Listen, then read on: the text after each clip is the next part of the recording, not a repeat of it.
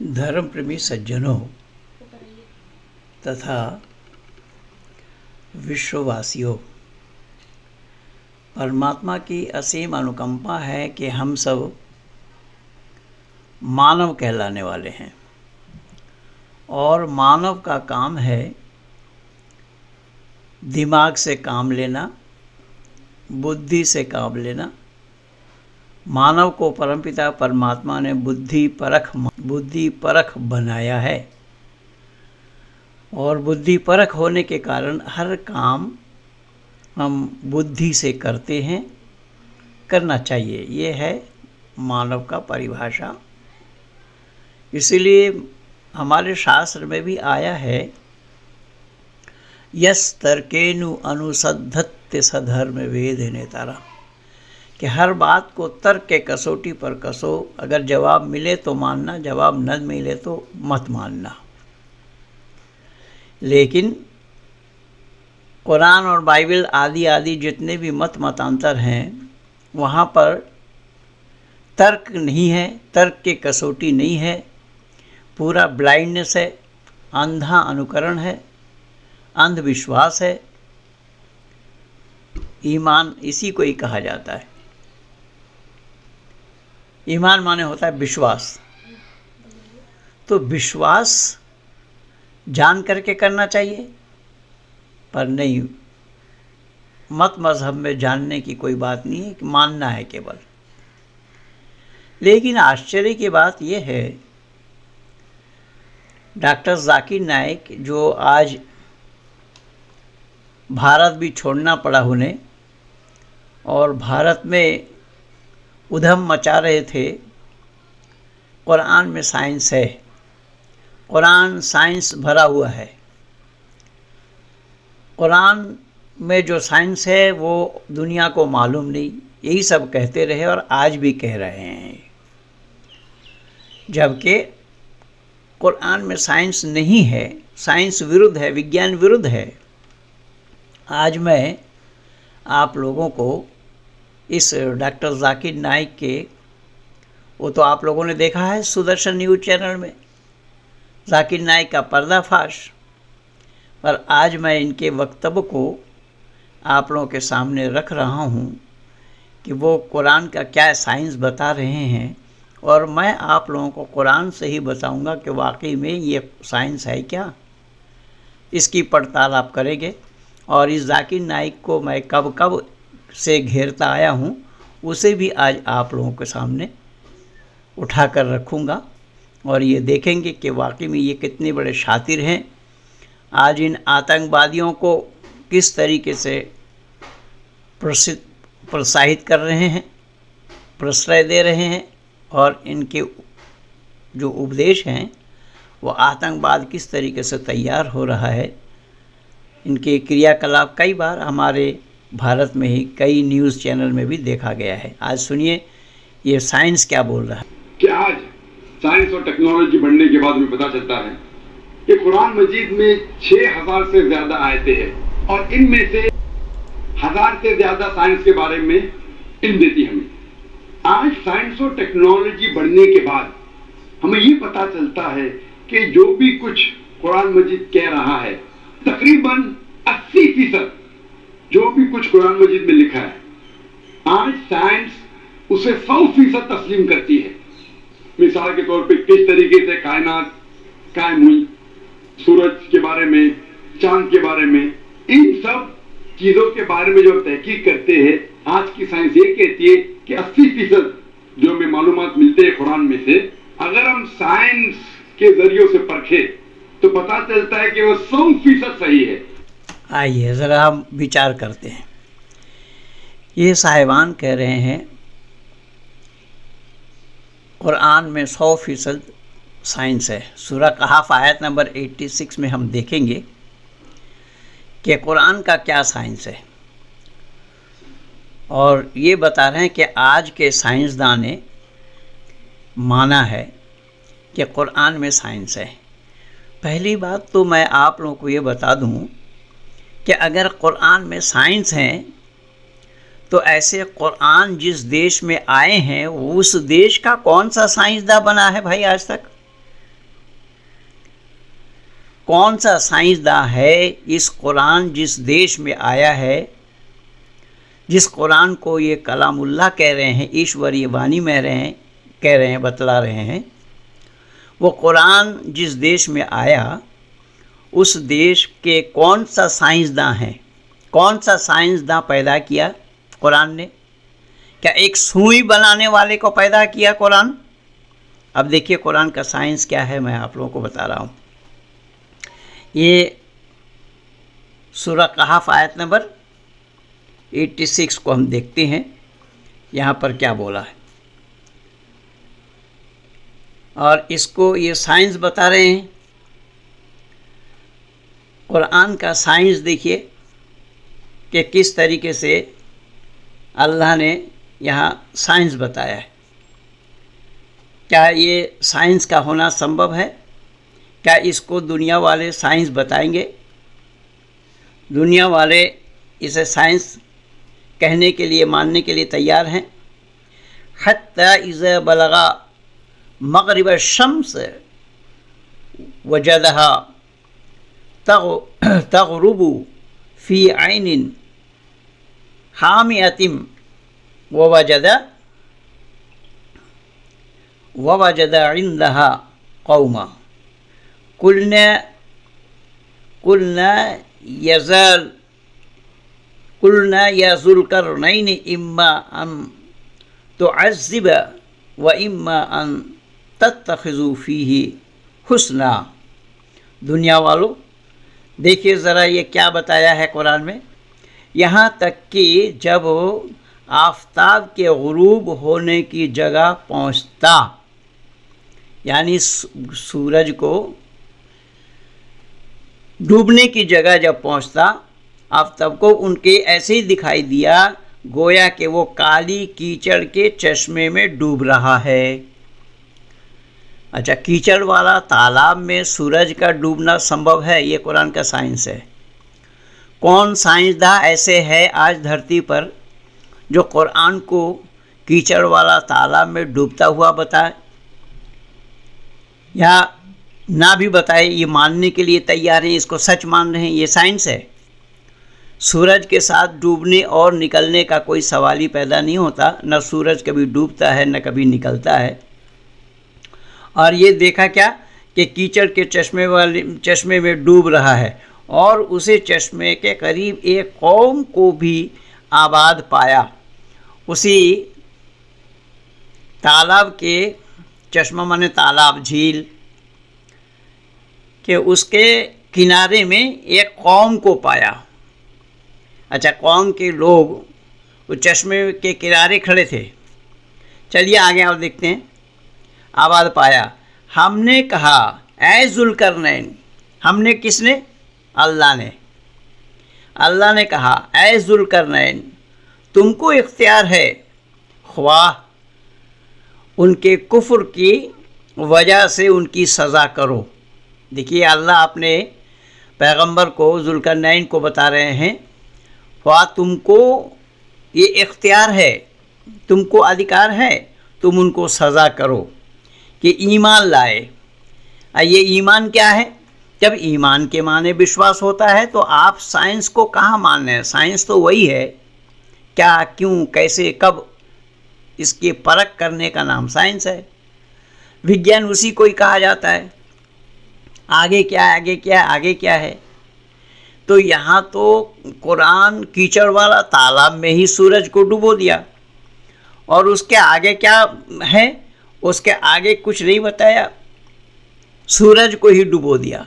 और उसके आगे जो बताया कि उस चश्मे के किनारे एक कौम के लोग रहते थे, और अल्लाह ने अपना पैगंबर ज़ुल्करनैन को बोला कि तुम उसको सज़ा दो कि वो ईमान ले आए या उनके साथ हुस्न सलूक करें। उनके साथ आप अच्छा व्यवहार भी कर सकते हो और उनको सज़ा भी दे सकते हो। सेवा इख्तियार करो कि खुद ईमान कबूल करी। ये किनको बताया है? अल्लाह ने बताया अपने पैगंबर को।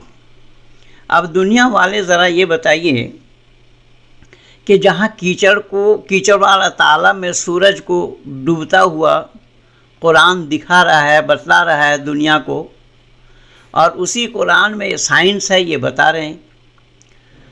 अब ये बता रहे हैं कि जो सूरज है, चांद है, आदि आदि, ये जो कुछ भी कुरान में बताया गया है उससे पहले लोग नहीं जानते थे क्या कुरान से ही दुनिया है या दुनिया में कुरान है। दुनिया उससे पहले नहीं थी। सूरज और चांद सितारे के बारे में नहीं जानते थे लोग। अब वो बात ऐसी है ना कि किसी ने देखा एक सेब को पेड़ से नीचे गिरता हुआ, तो उसने बोला कि ये धरती पर गुरुत्वाकर्षण है। तो धरती पर गुरुत्वाकर्षण है इसीलिए पेड़ से सेब नीचे गिरा। क्या सेब वही दिन पहला ही गिरा था? उससे पहले भी गिरा। अब किसी ने ना देखा हो उससे पहले, उसके लिए गलती सेब की है या धरती की है? तो यहाँ कुरान में भी बात वही है।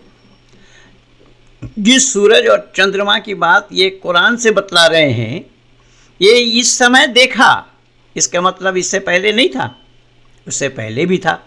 तो तुमने नहीं देखा, वो गलती किसकी है? तुम्हारी है या सूरज और चांद की है? कायनात ने जब बनाया सृष्टि को, सृष्टि नियम को उसी समय से ही धर दिया है दुनिया वालों के सामने कि ये है, ये है, ये है। यही कारण बना कि ऋषि व देव दयानंद को भी लिखना पड़ा कि जो सृष्टि विज्ञान को नहीं जानता है वो खुद को नहीं जानेगा और परमात्मा को भी जानने का कोई सवाल ही पैदा नहीं होता। तो ये जो कुरान में साइंस बता रहे हैं, साइंस क्या है? मैं डॉक्टर जाकिर नाइक से पूछना चाहता हूँ, जो अपने को मेडिकल साइंस का जानकार बताता है, MBBS बताता है, तो मैं तो इसको MBBS मुन्ना भाई कह के छोड़ दिया। एक दो बार नहीं, बहुत बार कहा हूँ। ये साइंस बता रहा है, मैं इससे पूछना चाहता हूँ इसमें कौन सा साइंस है? तुम एक मेडिकल स्टूडेंट्स हो करके, मेडिकल के जानकार हो करके इसको मान रहे हो कि ईसा बिना बाप का पैदा हुआ? ये कैसा संभव हुआ? जब मेडिकल साइंस की मान्यता ये है कि माता और पिता के द्वारा ही संतान की उत्पत्ति होती है, रज और वीर्य के संमिश्रण से ही संतान बनते हैं। तुम क्या मेडिकल साइंस को पढ़े हो भाई? क्या मेडिकल साइंस है तुम्हारा? और मेडिकल साइंस को छोड़ो, जिस कुरान का तुम साइंस बता रहे हो, यही अल्लाह का यही है कि अल्लाह एक बार कुन कहते हैं हो जा, बस हो जाता है। और होने के लिए क्या कारण होना चाहिए वो अल्लाह को मालूम ही नहीं है। लेकिन सुन रखो मुन्ना भाई, अगर तुम्हारी मान्यता यही है कि एक बार कुन कहना अल्लाह का हो जाता है, लेकिन संभव ही नहीं है। क्यों? कुन शब्द का अर्थ होता है हो जा। होने के लिए क्या हो जा ये बताना पड़ेगा। कुत्ता हो जा, बिल्ली हो जा, गाय हो जा, भैंस हो जा, और कोई जीव जंतु हो जा। और क्या यही साइंस है कुरान का? जो हज़रत ईसा मिट्टी का चिड़िया बना करके उड़ाते रहे, कौन सा साइंसदान इसको मानने के लिए तैयार है? क्या यही साइंस है कुरान का? जो ईसा मुर्दों को जिंदा करते रहे और कब्र से मुर्दा जिंदा खड़ा हो जाता है, ये साइंस है कुरान का? क्या ये साइंस है कुरान का? जो 100 साल में भी खाना सड़े गले नहीं, क्या यही साइंस है कुरान का? जो बाज महिला को संतान दे दे, क्या यही साइंस है कुरान का? कि जिसके घर में अभी बच्चा पैदा नहीं हुआ वो बच्चा पैदा होगा और उसके भी घर में बच्चा पैदा होगा, ये भविष्यवाणी कुरान का यही साइंस है। और किस उम्र तक संतान उत्पत्ति करने की क्षमता मानव में होना संभव है?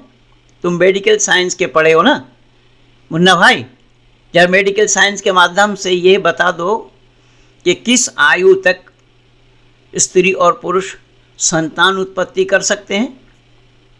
तो हज़रत इब्राहिम के बुढ़ापा में संतान का उत्पन्न होना ये क्यों और कैसा संभव है? अब तुम्हारा कुरान भरा पड़ा है, सूर फूका जाएगा, ये साइंस है। सूर फूकेंगे अल्लाह।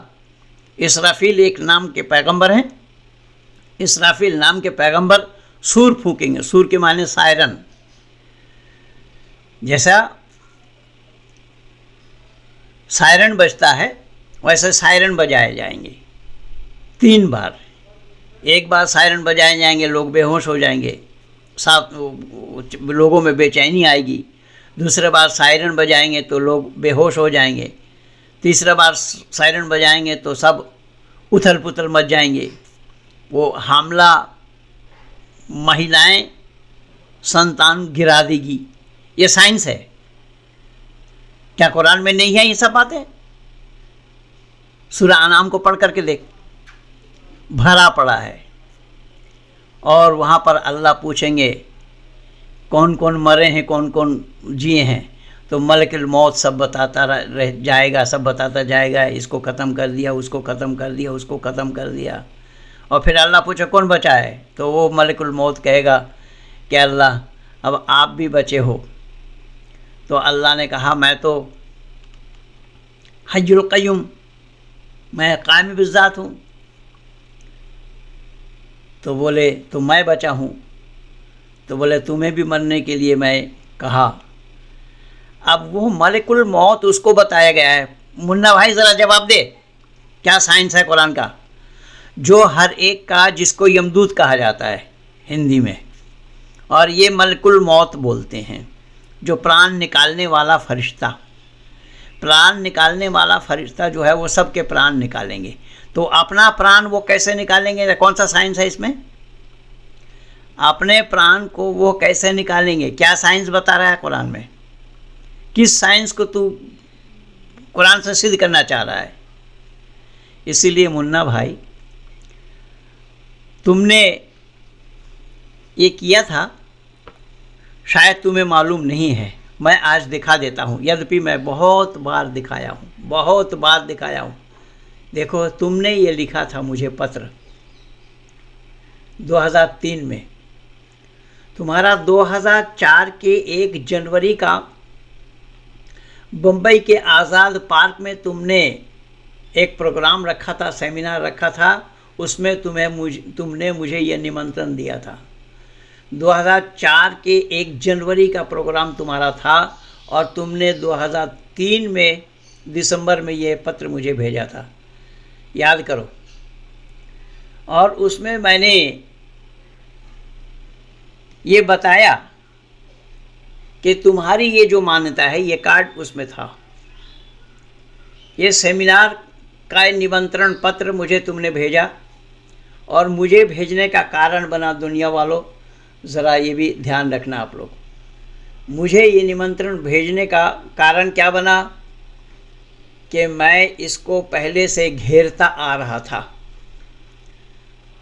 कि यह विज्ञान विरुद्ध बात बोल रहा है, मानवता विरुद्ध बातें बोल रहा है, और सड़क पर खड़ा होकर के हिंदू घराने के लड़का लड़की को मुसलमान बना रहा है।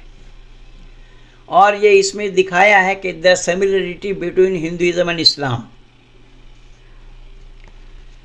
इस फोल्डर में ये निमंत्रण आया, सब ये सब कागज़ थे उसमें, देख लीजिए आप लोग भी पूरा। Similarity between Hinduism and Islam, मैंने इसको इसमें घेरा। सुदर्शन न्यूज़ चैनल में तो मैं बाद में आया। सुदर्शन न्यूज़ चैनल में आने का कारण बना, ये जब गणेश के ख़िलाफ़ बोला, उस समय सुरेश चौहान के ने देखा कि इसके ख़िलाफ़ काम कौन किया है, तो उसके ख़िलाफ़ तो काम मेरा पहले से ही चलता चला आ रहा था। तब सुरेश चौहान ने मुझे अपने चैनल में बुलाया था, तो मैं उसको घेरा वहाँ से, और मैं इसको अपने पुस्तक में भी लिखा हूँ। और वो मेरी पुस्तक में मैं लिखा, उन दिनों में मैं एक पत्रिका का संपादन करता था, ऋषि सिद्धांत रक्षक। उस ऋषि सिद्धांत रक्षक नामी पत्रिका में मैं 2004 के मार्च में ये पत्र निकाला इनका, और उसमें मैंने 2 सवाल किए थे इनको। उन 2 सवालों में से एक सवाल अभी मौलाना असरार अहमद साहब बोल रहे थे, उनके जवाब में मैं बोला, वो खुद बोल रहे थे। मैंने जाकिर नाइक से ये पूछा कि कुरान सूरह अहज़ाब आयत नंबर 37 में अल्लाह ने कहा है कि अल्लाह ने ज़ैनब की शादी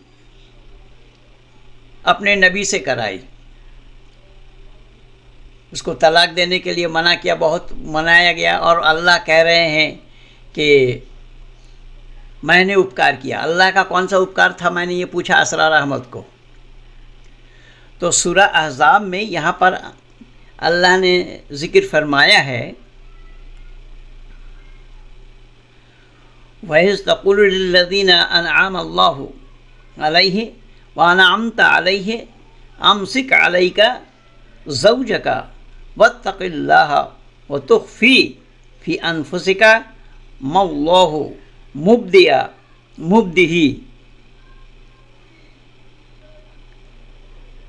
व तख़शन-नास वल्लाहु अहक्का अन तख़शाहु फलम्मा क़ज़ा ज़ैदुम मिन्हा व तरन ज़व्वजनकाहा लिकै ला यकूना अलल मोमिनीन हराजुम मिन अज़वाजिन अतइया बिहिम इज़ा क़ज़ौ मिनहुम व तरन व काना अमरुल्लाहि मफ़ऊला। यहाँ अल्लाह ने साफ कहा है, और ए रसूल वो वक्त याद करो जब तुम उस शख्स जैद से कह रहे थे कि जिस पर खुदा ने एहसान किया। खुदा का क्या एहसान था जैद पर? और खुदा एक व्यक्ति विशेष के लिए है या दुनिया का है? एक व्यक्ति विशेष पर उपकार क्या करने जाएंगे खुदा? और व्यक्ति विशेष पर उपकार करना, क्या ये साइंस है? क्या यही साइंस है कुरान का? एक व्यक्ति विशेष के लिए उपकार करें?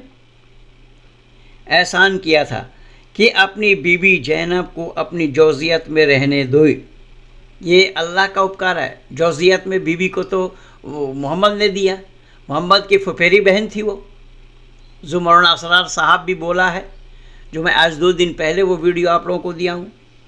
और यहाँ पर साफ शब्दों में ये जिक्र फरमाया आयत में कि अल्लाह ने खुद कहा मैंने निकाह करा दी। एक सवाल मैं इनको पूछा, उसी 2004 के मार्च में पत्रिका में लिखा, मेरी पुस्तक आई, उस पुस्तक में भी मैं लिखा। एक सवाल और उठाया, वो आयशा जब एक जगह काफिला में जा रहे थे तो आयशा रफ़ा हाजत को गई, पीछे एक सहाबी नियुक्त थे, कोई सामान गिर जाने पर उठा लावे, पर सामान तो नहीं मिला। आयशा मिली उनको रास्ते में, आयशा को अपने सवारी पर बिठाया और पहुंचा दिया। सब लोग उस सहाबी के चरित्र में शक करने लगे, यहाँ तक कि मोहम्मद साहब भी शक कर रहे हैं। अल्लाह ने वहाँ पर मोहर लगाया। यहाँ अल्लाह कूद पड़े, और मैं लिखा हूँ अपनी पुस्तक में कि अल्लाह अगर न कूदते होते तो शायद तलाक हो गया होता। यही साइंस है। अरे वो मुन्ना भाई, ज़रा ये तो बताओ, क्या अल्लाह का यही साइंस है कि पति पत्नी के झगड़े को मिटाए? अल्लाह ने कूद करके कहा कि अगर अपने जोरुओं पर तोहमत लगाते हो तो तुम गवाह पेश करो, 4 गवाह ले आओ। अगर 4 गवाह ना मिले तो एक आदमी भी 4 बार अल्लाह का कसम खा करके कहे तो अलबत्ता उसको सच माना जाएगा। ये 2 सवाल मैं उनको किया। मैंने साथ साथ उनको ये भी लिखा कि कुरान एक आयत का नाम है या संपूर्ण 6666 आयतों का नाम है? ये 6666 नहीं बोला, 6600 कुछ बोला। और इसका बेटा इलिया सरफुद्दीन भी वही बोल रहा है। या ये बोल इसलिए नहीं रहा है, बोल पाएगा इसलिए नहीं कि 6666 किसी ने माना, किसी ने 6632 माना, किसी ने कुछ माना, किसी ने कुछ माना। तो जब तुम्हारा कुरान ही कंप्लीट नहीं है, उसको तुम साइंस बता रहे हो, उसको ईश्वरीय ज्ञान बता रहे हो, तो ये विज्ञान विरुद्ध बातें कुरान में भरी पड़ी हैं। अब तक मैं यही सारा हवाला देता आया हूँ। और आप लोगों ने ये भी देखा होगा कि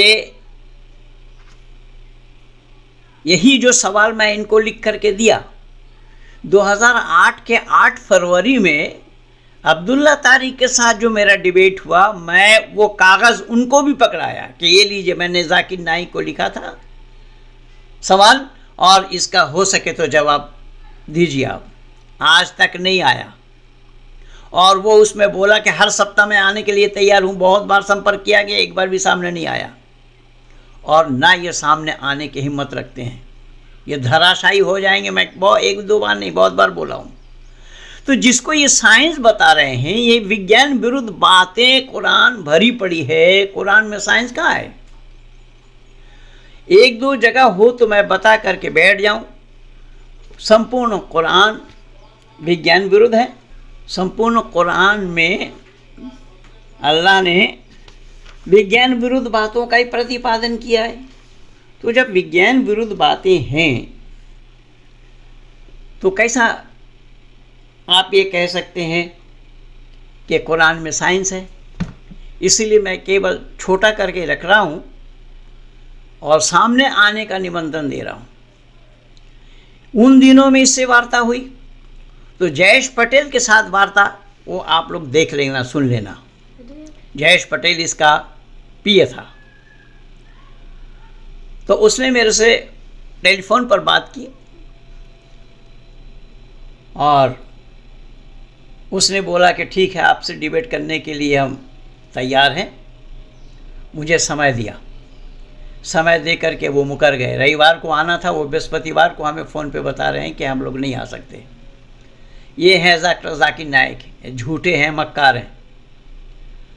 एक बार फिर संपर्क किया तो कहा कि आप 1 लाख आदमी हाज़िरी दे सकते हैं। तो मैंने कहा 1 लाख आदमी क्यों चाहिए आपको? तो बोले नहीं, जहाँ मैं खड़ा हो जाता हूँ वहाँ 1 लाख लोग जुट जाते हैं।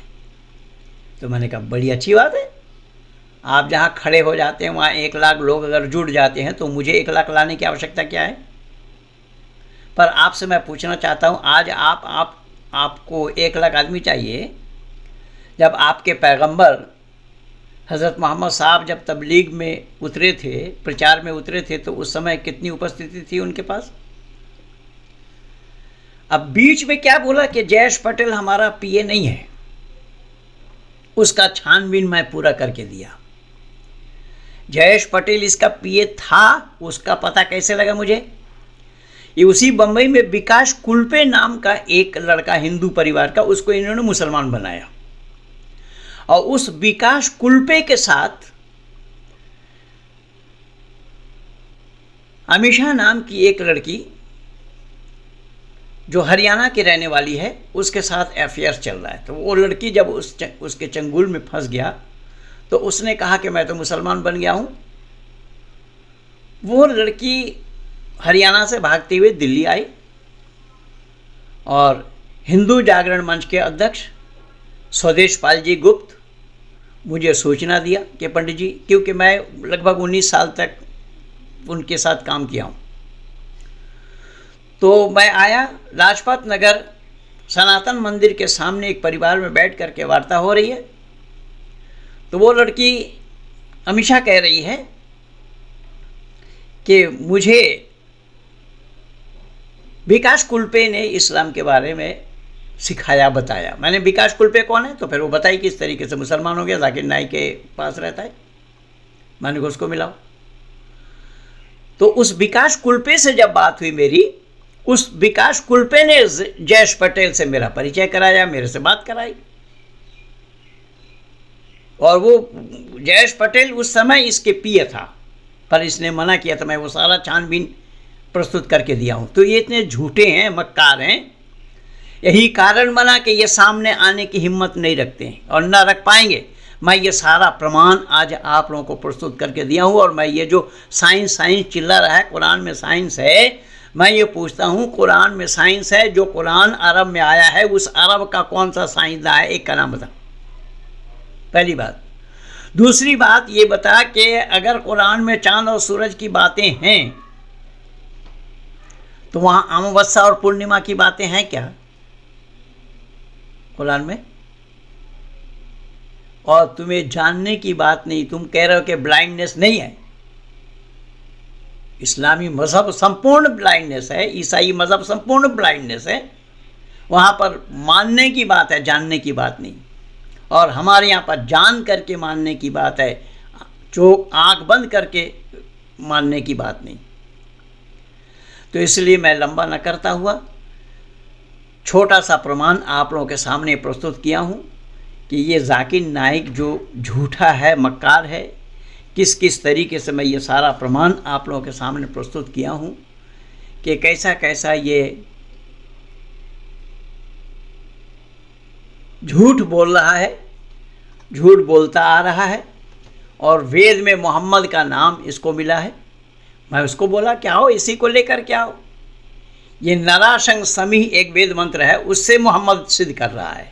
मैंने कहा कि नर और नरा सामने आओ, हम दिखा देंगे तुमको कि नराशंग समीह का क्या अर्थ होता है।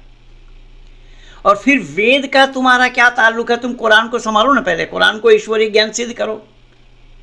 वेद को जानने के लिए भेजा को जो इस्लाम के पास गिरवी रख रखे हो, पहले छोड़ा वहाँ से, तभी वेद को जान पाओगे। और वेद में मोहम्मद ढूंढ रहे, लेकिन गलती इन लोगों की नहीं है बंधुओं, गलती हिंदुओं की है। ये हिंदू कमबख्त है। वेद प्रकाश उपाध्याय नाम का पंजाब यूनिवर्सिटी का रीडर रहा है, उस मूर्ख ने, जाहिल ने लिखा है वेद और पुराण में हजरत मोहम्मद।